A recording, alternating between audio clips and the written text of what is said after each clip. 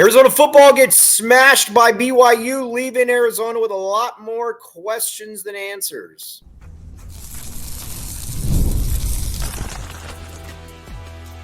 You are Locked On Wildcats, your daily podcast on the Arizona Wildcats. Part of the Locked On Podcast Network, your team every day. Thanks for keeping it Locked On Wildcats. I'm your host, Mike Luke. Today's episode is brought to you by Gametime. Download the Gametime app, create an account, and use code LOCKEDONCollege for $20 off your first purchase. All right, Arizona gets smashed by BYU, and there are a lot of questions, a lot more questions than answers for this team. First of all, Brent Brennan looks in over his head, and I think that is something that we need to look at. There's a lot of different things here but first and foremost is you're this far into the season and you don't have an identity. How do you not have an identity on offense? And again, you still have receivers going in the wrong direction, all kinds of stuff. The first thing that I would talk about is what is going on with Noah Fifita and these 10-step drops that turn into 15-step drops where you're essentially throwing the ball 20 feet beyond the line of scrimmage. That is not ideal, and that is less than ideal. I'll put it to you like that. Also, the slow developing run plays continue to happen. Why are you doing this? This makes absolutely no sense. What I think we can firmly say is offensively, Brent Brennan put absolutely no thought into this offense before the season. I think that he just thought that he had good players and therefore that it was going to work on its own. That has obviously not been the case. That has not been the case at all. And a big reason why is that there is no identity. Brent Brennan was asked asked a couple weeks ago, what's the identity of this team? And he's like, I don't know. I'm still trying to figure it out. He was also asked too about his comment where he said that the teams were about players moving in the wrong direction. And he's like, well, they're like, well, which players? Are you talking about the receivers? What's going on? And he said, oh, no, everybody. That to me is a coach that doesn't know exactly what he is doing. You watch him on the sideline. He also doesn't look like he knows what he's doing. He kind of walks around. He's got this CEO approach that he says that he has. Fair enough. But if you have a CEO approach, then you better have an idea of what's going on each side of the ball. It just doesn't look like it. One thing, though, I don't care about the lay. Everybody keeps bringing up the lay. The lay means nothing to me. The lay is a stupid argument. That, again, I don't care about the lay. I don't care about the lay at all. So I will leave it at that one. But offensively, though, this is just a train wreck. And there are players that it doesn't feel like they should be playing. I don't get the whole Sam Olsen thing. I understand that he's brought in players from San Jose State. I get all of that, but that doesn't mean that they need to play.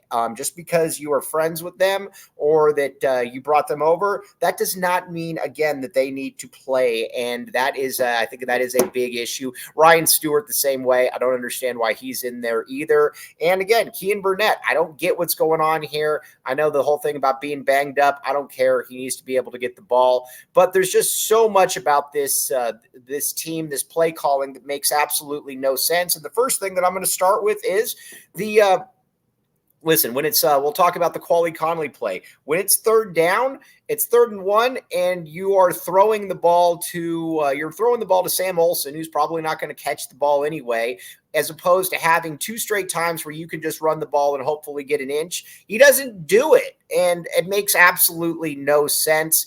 Then you have, like I said, I'm going to keep going back to this place where Noah just keeps backpedaling and then backpedaling and then backpedaling, and nothing ends up working. That makes no sense to me whatsoever. Then when it comes to the wide receiver play, there's no quick outs. There's no quick things to just get this team going. And I think that's another problem, that there's just nothing that is able to get Noah Fifita into a rhythm. And I think that's what you've really got to be concerned about, is it doesn't look like this coaching staff has an idea of what's going on.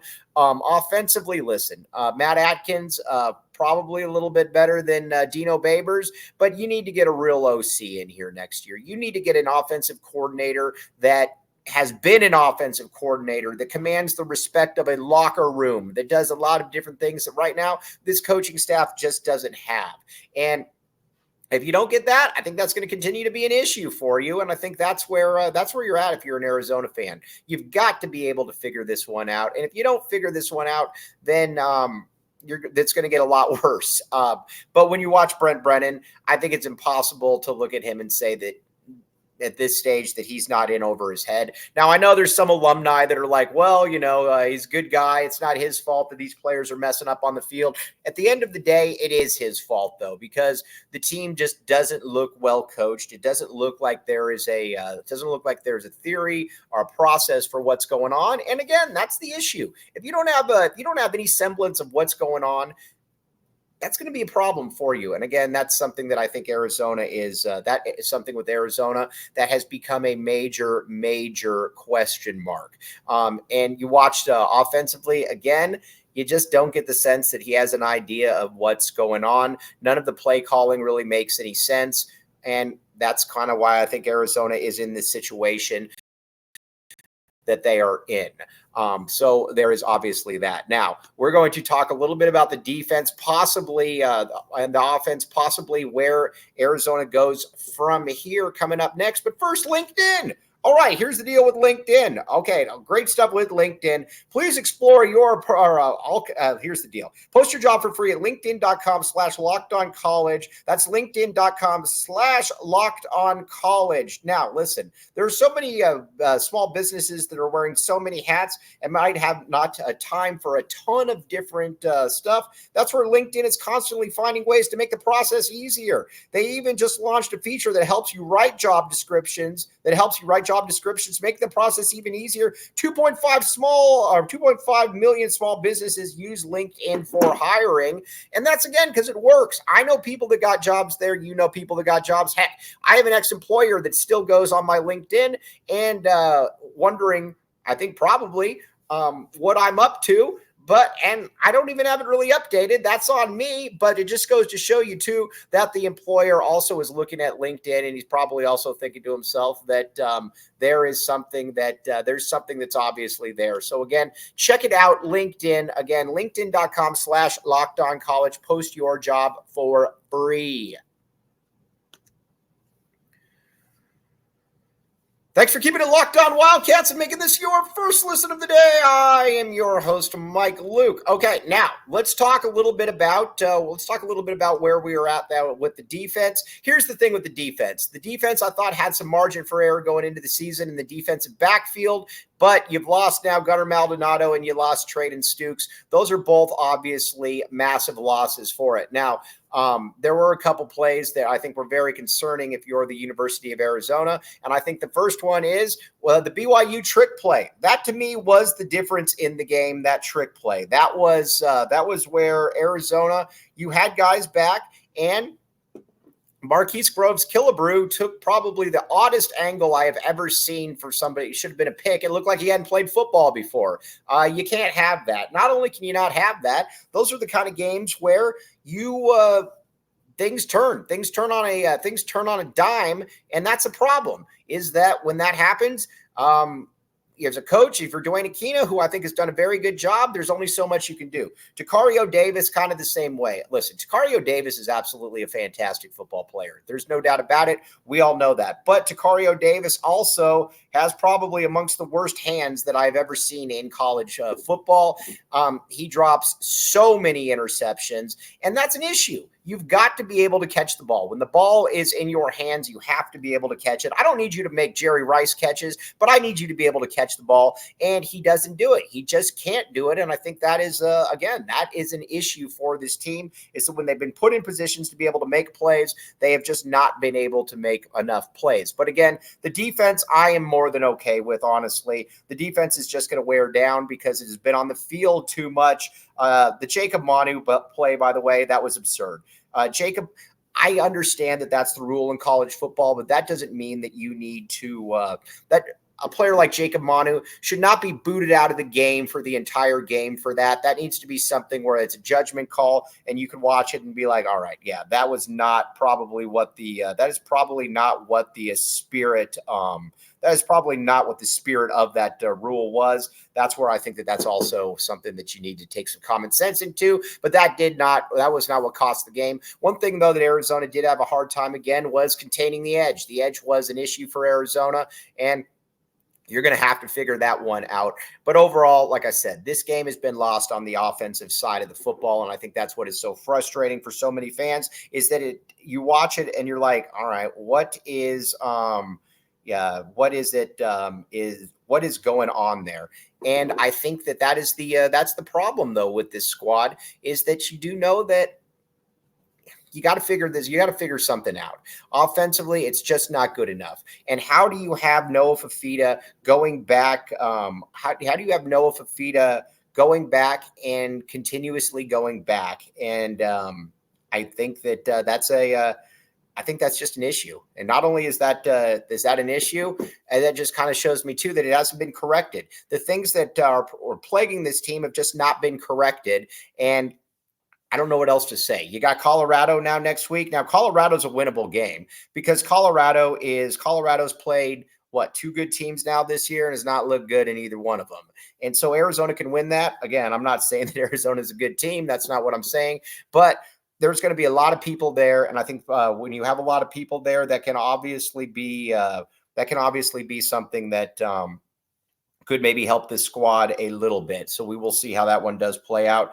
But I think that right now you got a lot of questions, and I don't know that you watch Brent Brennan and you think that there's going to be really any more answers than anything. Now, we're going to get to a bunch of that here in just a second and what this basically entails, because we're basically at a crossroads with this season. But first, game time. Now, you might say to yourself, you'd like to go to the Arizona-Colorado game, but you don't know how to get tickets. Download the Game Time app. Use code LOCKEDONCollege for $20 off your first purchase. Terms do apply. Take the guesswork out of buying tickets with Game Time picks. Download the Game Time app, create an account, and use code LOCKEDONCollege for $20 off your first purchase. Terms apply. Again, create an account and redeem code. Again, Locked On College for $20 off. Download Game Time today. What time is it? Game time. And again, this works not just for sporting events, but you got tickets, you got concerts, you got all kinds of different things. Download the Game Time app, use code Locked On College, and maybe you can even get in there. We know somebody that got an Alamo Bowl ticket and he used Game Time. Check it out. Thanks for keeping it locked on Wildcats and making this your first listen of the day. I am your host, Mike Luke. All right, now, Brent Brennan, this is somebody that doesn't look like he's got a lot of answers, and I don't think by watching him you can say that he's probably going to get this one figured out. He just kind of looks in over his head. I've said this before the season started, that some of the things about him I found very concerning. I didn't like what he was talking about, where he didn't feel it was his need to engage the fan base. Fair enough, but guess what? When you start losing games, you're not going to have people there that are going to be engaging you're not going to have people there because you've given them no reason to. You put a poor product onto the field. Not only have you put a poor product onto the field, you also, like I said, you've been totally distant. And I think that's the issue. Now, if you're somebody like Humberto Lopez, who spent a lot of money on this team, you're probably not going to be happy with the return on your investment from from Brent Brennan, and rightfully so.